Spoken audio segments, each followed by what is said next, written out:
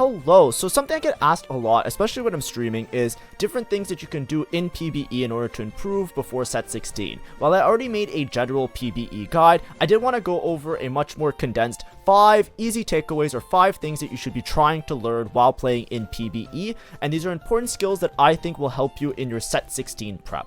So if you like my content, please make sure to like and subscribe, just because it helps me out as a smaller TFT content creator. I'm also going to be doing some other things like some drops and some things for members content. So I will be giving you guys some more information about that. So make sure to stay tuned. And of course, I do daily TFT guides. So that's going to help you out if you're trying to get better at set 16.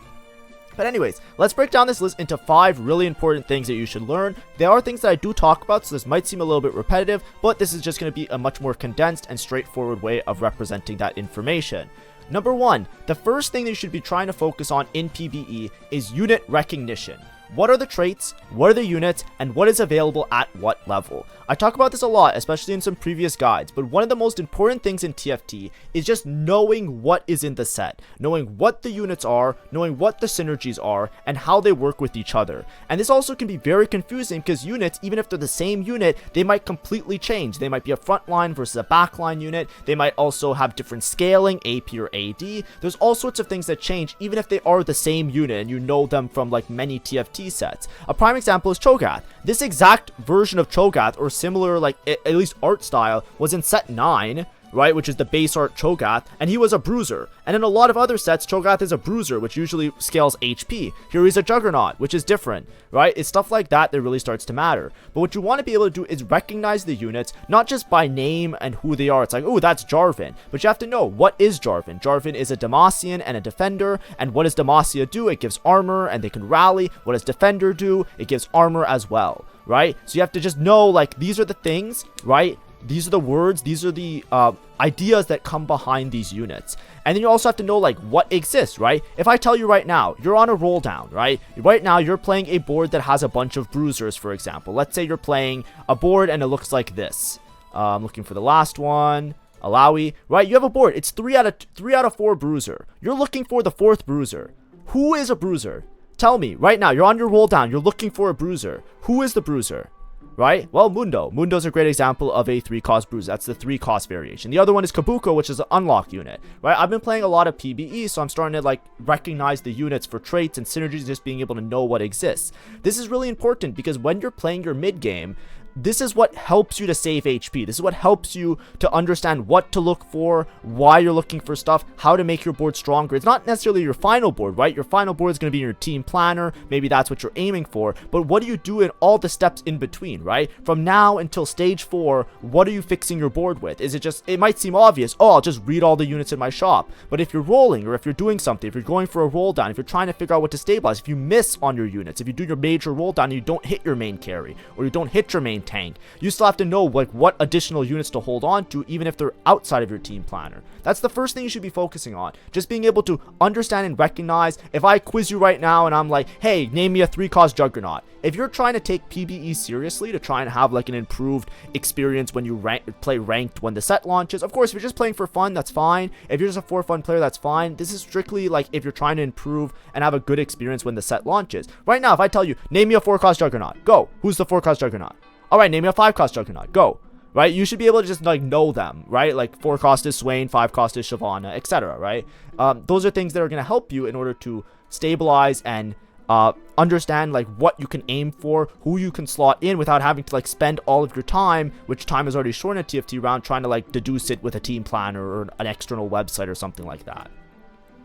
Next, this one I would say is the most important. I usually stress this as being the most important thing in TFT, especially if you're trying to play flexibly, and that's understanding building blocks or packages. This goes by many different names. I don't know whose content everybody consumes. Of course, if you're consuming me, I like to use the word building blocks. Some people say packages, some people say cores. I also use cores sometimes, but it's the idea of units with shared synergies. If you can find units that intertwine with each other very nicely, you can basically build a very flexible team around little subsets of synergies that can provide something for your entire team. This is something that's really important in structuring boards, and it's also very important when sets are more balanced to being flexible rather than vertical, right? If a set is very vertical, the building blocks don't really matter, because let's say, you know, Freylord is broken. I like using Freljord as an example. It is one, obviously it's a little bit my crutch in these early guides because I did spend a lot of time reading about Freljord because it is of an interesting trait to me. But like, if Freljord is broken and you just play 7 Freljord, you just play all the Freljord units, then that's a very vertically balanced set design, right? And that's something that's happened in the past. Specifically in this set, they're talking about assigning a lot more power to the lower thresholds of certain traits in order to promote flex play, because then you can intertwine different synergies instead of having to rely on strictly just playing deep into a vertical, and that's like the way to do it, right? With Freljord, for example, there's little inter-team synergies, right? You can see already there's something highlighted here. There's Freljord, and then there's also Invoker. So let's just drop some of the other units, and I'm just going to play around these couple of units here. This is what I would call a little core or a package. Let's first use this core with Braum, for example. We'll put Sejuani off to the side. I'll just use as an example later. Right now we have 3 units, right? I'll just remove Sejuani so it's easier to understand. I have 3 units. It activates Freljord, right? Obviously because they're 3 Freljord units. Freljord gives you this Frozen Tower, which is basically like a target dummy, right? It has some HP, it can absorb a little bit of damage. But additionally, it also gives you extra HP and damage amp. Now, the Freljord units will gain more of that, so obviously it's going to be really beneficial to them, but this is essentially a team-wide buff. If you play 3 Freljord on any board, just these 3 units, you are now providing your entire team, assuming like you position around it, you have to kind of position within this like 3 columns of the unit, so it's kind of like, this little area here that I'm trying to circle, but you're essentially providing at least multiple units on your team, extra HP and extra damage amp. You're upping the damage of your carries, you're upping the tankiness of your tanks. This is something that is important because just these 3 units now is helping your entire team. Additionally, Invoker, right? Invoker gives your entire team mana regen. Once again, we now are giving our entire team a bonus. We're making the entire team able to cast faster. Maybe they can cast more frequently. The Invokers themselves, they gain mana from extra sources. This can work particularly well if you're playing around Lissandra as a primary carry or something like that. Or if you're playing Anivia, like, not really, like late game, you're probably not going to play it. But this is an example of like taking a unit, like 4 cost, they're obviously really strong. But here, we're getting a lot of value off of this 1 cost unit. Because even though it's a 1 cost unit, you might say, why the fuck do we need to play a 1 cost unit? This is dog shit. I want to play only expensive units. But this is an example of finding a little stabilization around a building block that basically provides your whole team with buffs, right? You're getting mana gen and HP and damage. Whether you need that or not is up to your team, but this is an example of something you can play around with only 3 units giving you all these synergies.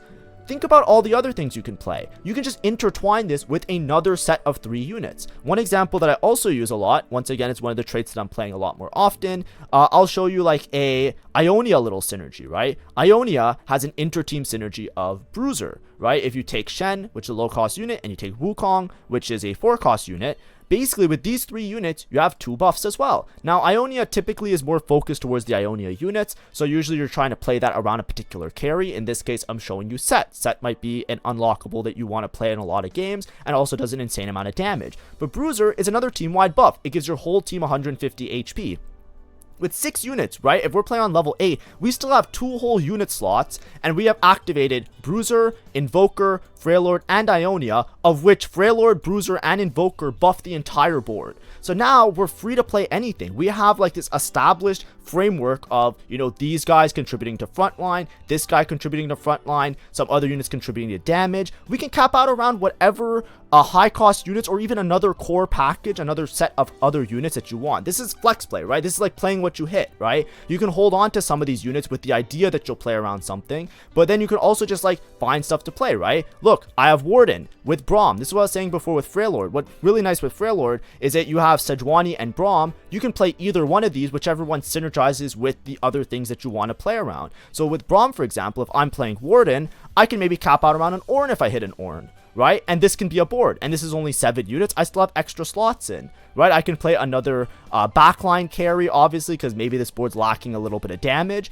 but you can see how everything's kind of piecing together with these building blocks, and that allows you to play a little bit more flexibly, because obviously if you hit a really cool unit, like if I hit Wukong, yeah, I'll probably play Wukong. If I hit Braum, yeah, sure, I'll play Braum. If I hit Set or Ornn, yeah, sure, I'll play Set or Ornn, but it's understanding ways to kind of build towards those with little things that can give your entire team a buff, essentially. And there's lots of different examples of these, but you have to be comfortable with, like, for example, if I start with Anivia, I'm already thinking to myself, okay, maybe I can play around Lysandra and somebody else, and that can be something that I play around later. It's not necessarily I'm going to play all the Freljord units, but it's like an example of making a little synergy that you can then apply to your board. Now, is this like the max cap best board you can play ever with these units? No, but it's a point of stabilization, right? You're play what you can hit, play what you can get, but also understand that when you're playing what you can hit and what you can get, you still want to try and have them synergize in such a way that they can insert themselves onto your board in a meaningful way. In this sense, everybody on this board is contributing in some way.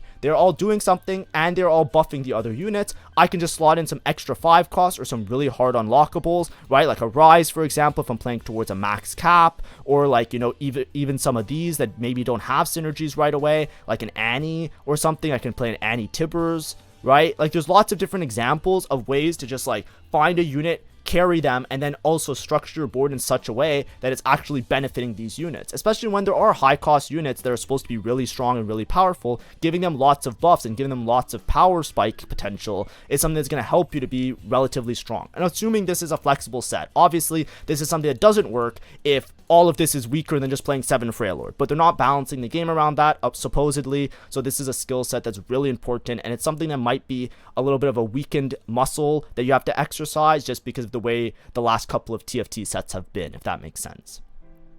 But anyways, that's number 2. Number 3, itemizations. This one I put as number 3. I don't think it's super crazy important all the time, but you have to understand that certain units in TFT are more delegated towards being tanks. Other ones are more delegated towards being like supports, obviously. And then there's also the carries, right? Sometimes when you have supports, you know, they might not be as good with damage items or tank items. Obviously tanks, you want them to be as tanky as possible. And obviously carries, having ways to optimize their damage is going to be good. But a lot of it comes down from just like understanding what exists in the game. If you don't know what's going on in the game, when you start in ranked, it's going to be very difficult, right? If I tell you this unit, right? What does Kog'Maw want, right? Kog'Maw kind of exists similar to before, right? Like, you know, maybe you can treat him like an auto attacker. You can treat him like a caster type, whatever. But let's assume he's an auto attacker for now. If I make a Gwynsu early and I put on Kog'Maw, cool. How do I upgrade my board now? What is the Gwynsu holder on level 3? Or sorry, on stage 4. Who is the Gwynsu holder that's a 2 cost? Who is the Gwynsu holder that is a 4 cost? Who am I playing towards with the Gwynsu? If you don't know that yet, then how could you, like, what are you going to do? Are you just going to look for a guide? You're just going to wait till I tell you who can play a Gwynsu, right? But you have to know all the stages in between as well. So it's like understanding, okay, this is a Gwynsu holder. Who else can hold Gwynsu? Well, Aphelios is a really, really good Gwynsu holder because he's just Targon is really strong, right? Then, you know, Jinx maybe doesn't need Gwynsu, but like I'm just using a rough example. This one I don't know about. You guys can nail me for that. But 3 cost Gwynsu holder, I'm not 100% sure. And then after these ones, Yunara probably, right? Yunara, what else does she want, right? And it works with all the items, right? Like, do I want AP, AD? Do I want crit, right? Yunara, she scales really well off crit, right? Right, if when your lasers critically strike, they deal bonus true damage. So a lot of times, like, building her towards some sort of crit is going to be pretty effective, right?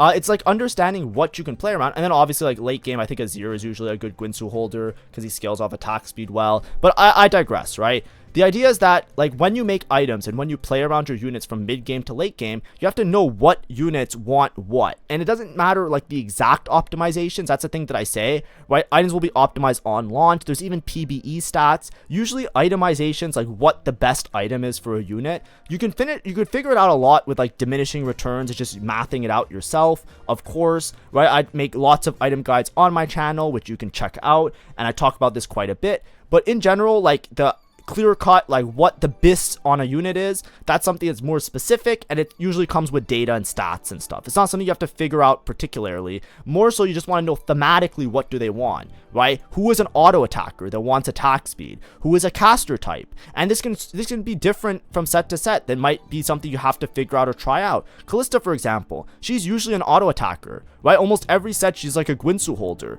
This set, she doesn't seem that good with Gwynsu. She's more of like a caster type, right? She's not an auto attacker AD unit. She probably wants either mana gen or triple damage items, and that will be optimized later. But I know that if I make a Gwynsu, it's probably not going to be like the Giga Kalista Gwynsu game, if that makes sense. I would probably be angling towards a different carry, and that's something that can change from set to set. So that's just something else to look forward to. Last thing, or sorry, number 4 is unlocks. So this one I talked about a lot, but basically just understanding all the unlock conditions, right? I talk about in my other video, right? Jarvan is really important to hold because Jarvan is it's so hard to unlock Sylas. But Jarvan, especially if you have AP items, having Jarvans early and just getting the unlock condition for Sylas, which requires you to sell the Jarvan. A lot of times if you're level 9 and you want to play Sylas at level 9 or you want to optimize your board later, not having the Jarvan, that's a really big issue because you won't be able to find him on level 9. It's basically impossible because they lowered the odds so much. That's like a specific example with Sylas, but it's also understanding like the other ways, the other units along the way, right? Kennen and Poppy are really common because they have really good synergies that you can make really interesting boards, and they're very common in unlocking Rise especially. So understanding like what do I need to play in order to unlock these units. Some of them are intuitive, but some of them require specific things. Other examples of like late game carries, Mel for example, right? Itemizing an Mbessa and just like buying, selling the Mbessa gives you this unlock for this really powerful 5 cost in the form of Mel, right? You just need a 2-star Mbessa and she has to die in combat. Basically, you want to be really familiar with what it takes to unlock everybody because you don't want to be surprised. You don't want to be like, oh, I want to play around X unit. You want to know ahead of time, like, what are your potential unlocks and what you can kind of play around based on your early game. And that just starts with just, like, knowing them. It's a little bit of a knowledge check, obviously. If you put them in your team planner, they'll show up. But if you don't put them in your team planner, it will only kind of hover. Like, it will sometimes show up in the bottom right of your screen. But if it's not in your team planner, you can't, like, easily check on them and see who you're unlocking, if that makes sense. Last thing, tip number 5, late game pivots. This one's going to be the interesting topic for a lot of players, right? You want to know what high cost units can you unlock, ways to insert 5 costs, and rise, right? Like, I think that Rise is going to be a very key point of set 16, and I think that they're trying to balance in such a way that he's not completely overbearing, but he is a viable late game pivot option, because a lot of the traits are balanced such that they're really strong at low synergies, so having a unit that can benefit from all those synergies very effectively is going to be a very powerful late game cap potential, especially as a 7 cost. But obviously, some games are going to be very easy to understand what you're playing for and what you're trying to cap around. Obviously, if you're playing around a lot of these 5 costs, their conditions are very clear cut.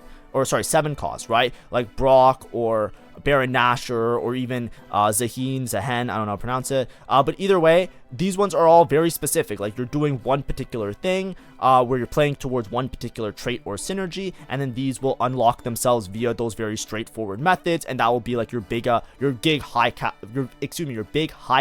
giga board of Doom, right?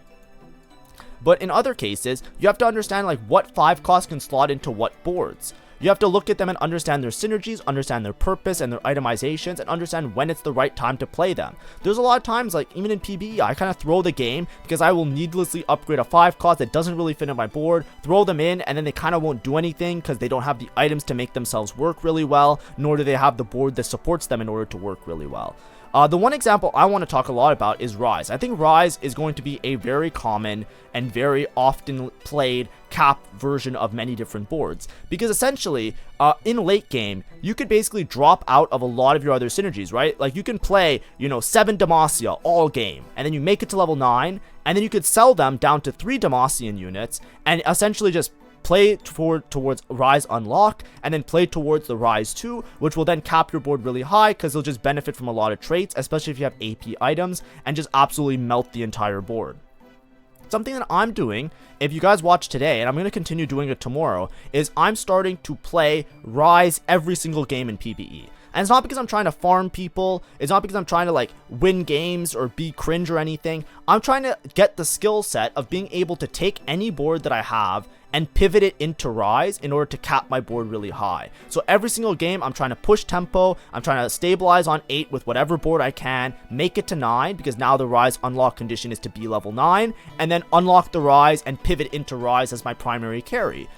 Just today, I've played multiple different versions of Rise boards that I'm trying to just play around the opener that I had and the units that I had in order to play them. Some examples, right? This was the first game I played. This was when I thought you needed 5 traits, so I played around the Kennen, Poppy, and Jinzhao core like this, right? So I tried to unlock Rise this game, and then of course, like my comfort, I think late game cap Shurima is always good, and Shurima Rise is probably good. Then Set really easy to unlock with Ionia, and as you can see, I fit in this board, and what do we have? We have almost perfect synergy. We have Juggernaut a little bit wasted, but it's just on a Poppy, so who cares? But I have Demacia, Ionia, Piltover, Shurima, Yordle, Rise. So I had a 5 synergy Rise that basically carried my game and allowed me to win in PBE. Obviously it's PBE, but this was a skill set that I wanted to try out, and then unlock the Rise, stabilize on my mid game, and then eventually play towards my high cap. This was another board that I found really interesting that I ended up playing. I was playing around an actual Arcanist board. I was playing around Ahri Swain because I hit Swain off Carousel and I found some Swains in my shop. So I actually stabilized around Swain Ahri. I used a lesser dupe on an Ahri. I made an Ahri 2, and I used this to stabilize myself until I can make it to level 9. And then I capped. Obviously, I'm always going to be playing. I think Ionia and Shurima are just really important on Rise. Maybe tomorrow I'll try and play Rise without Shurima or Ionia just to experiment a little bit more. But every single game I'm trying to do something a little bit new. This time I pivoted into Rise. Off of this, I played Mbessa in my mid game with Void. That's how I unlocked my Rise in the first place. Sold them, pivoted into Mel. Mel gives me my Disruptor for my Azir. This time I unlocked Renekton in this particular game, and then I pivoted into Rise this way. And look at this board.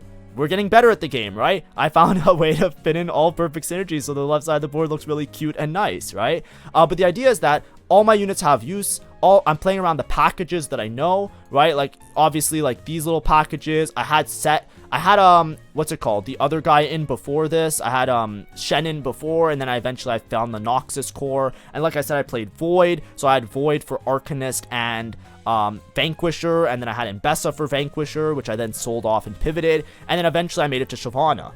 The difference is this board I felt like I was really stable on both level, I felt like I was very stable on level 9, even without upgrading a lot of my units. This board I was very stable on level 8 with the Ahri Swain duo, but on level 9 it was really awkward because I wasn't able to fit in Shyvana to give Juggernaut to my whole board. I basically had to drop out of a synergy, and then I needed to make it to level 10 in order to properly like win out, right? It felt a little bit awkward on my fast 9 setup.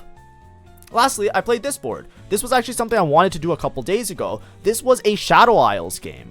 So once again, of course, you know, Shurima Rise, I know, but Shurima, I think, is one of the important late game cap options. So I think, like, no matter what, I think the idea is that you always need to have Shurima with Rise. But like I said, I'll try and do something a little bit different tomorrow when I'm a little bit more comfortable. But this was another game I played today. What did I do? I played Shadow Isles the whole game. I played Super Tempo. I basically unlocked everything, and then I just sat here until I unlocked Thresh, and I played Shadow Isles Rise. Once again, set, easy unlock. I played around Wukong Shen, so I have my little package core that I talked about. I just never pivoted off of it.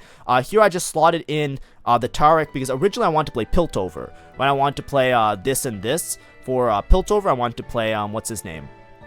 Loris for Warden, and I wanted to play like Seraphine or another Piltover unit just to get the Piltover on the Rise. But I hit an early Ornn, which allowed me to cash out a bunch of Ornn artifacts, so then I just slotted in the Taric just to get like the extra synergy because it's a one-off unit. I didn't have anybody else to play, right? I played this for Disruptor. I'm pretty comfortable with Shadow Isles because I know the synergy pretty well, similar to Freylord. So then I played around Gwen with Azir, and then in this case I unlocked the what's his name, the Xerath. This board worked really well the whole game because I basically tempoed, I had a huge HP advantage playing around Shadow Isles, and then I had a decent Rise spot from there. But this is what I would recommend for a lot of people to actually do, right? I would recommend you guys to just like mindlessly, whether you win or lose, just try and play around boards like Rise. Try and figure out how can I pivot my board from what it is currently into a Rise board. When is the right time for me to do that?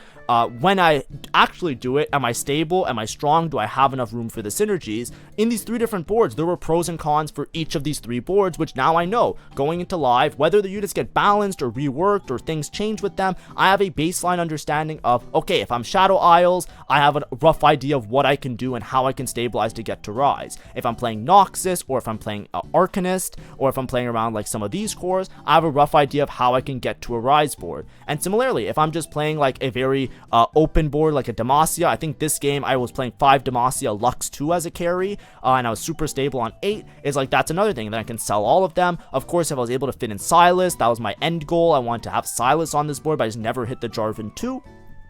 These are all skill sets you have to learn. Now, this obviously is one that comes with everything else, right? These late game pivots and these understandings, it comes from knowing all the other 5 steps that I talked about, right? The units, understanding which units you can play so you know who to slot in, understanding your building blocks so you can make those little groups of synergies, understanding your itemization so you know who you can stabilize around, what items to build, and how you can make rise items out of your items there, and then of course understanding your unlocks, knowing who you can play around and how you can reach that, right? Especially with this Noxus game, right? Knowing that I wanted to play towards Mel, so using that as a stepping stone, playing Ambessa, Renekton, I played Rek'Sai, Ambessa, and what's his name? Kog'Maw, right? To get Arcanist and Vanquisher in and still have the Noxus synergy, and then eventually I sold all of those units and I pivoted into Shurima, Rise, and the Mel, right? By just selling those units later once I unlocked them after having all of the traits in. And that kind of leads to your late game optimizations. Practicing all of this will probably give you a really good outlook on set 16. I think that's basically the best that you can hope for in a lot of these situations. Obviously, thanks for watching. This video, a lot of it is a little bit of recap from some of the previous guides I've put out in the last 2 weeks, but it did come from people asking a lot of questions. Today in stream, I actually had 1 or 2 times the same question. Even yesterday, I had the same questions of, hey, I'm new to PBE. I want to do really well when set 16 launches. What can I do to get ready? And a lot of times, people spend too much time doing stuff like theory crafting. People spend a lot of time just spamming whatever comp is broken because they saw it on Reddit. That's been happening with Slayers. It's been happening with Singed, and then they got Giga nerfed. Now Aatrox is shit, and Singed I think is shit, right? It was happening with Asol. Now Asol's pretty hard to scale, right? Those things don't actually translate, in my opinion, to really strong skill sets once you actually start on live. The things that matter a lot more is actually just understanding functionally how to slot in the units, how to play around different units, because that way, whichever unit is strong, you kind of understand roughly how to get there, and I think that's the really important part. But anyways, thanks for watching, have a great day, and see ya, bye-bye.